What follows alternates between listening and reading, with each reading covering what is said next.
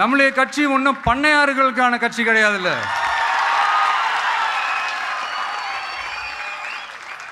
முன்னாடிலாம் அந்த காலத்தில் பண்ணையாருங்க தான் பதவியில் இருப்பாங்க. இப்போ கொஞ்சம் உள்டா மாறிடுச்சு. பதவியில் இருக்கிறவங்களாம் பண்ணையாராக மாறிடுறாங்க.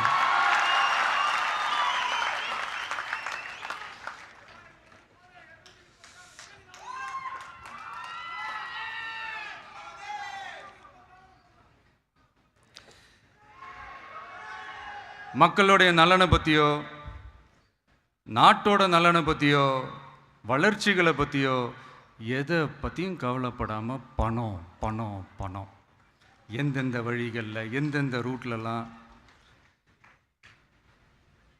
இப்படிப்பட்ட இந்த மைண்ட் செட் உள்ள இந்த பண்ணையார்களை அரசியலை விட்டே அகற்றுவது தான் நம்மளுடைய முதல் வேலை.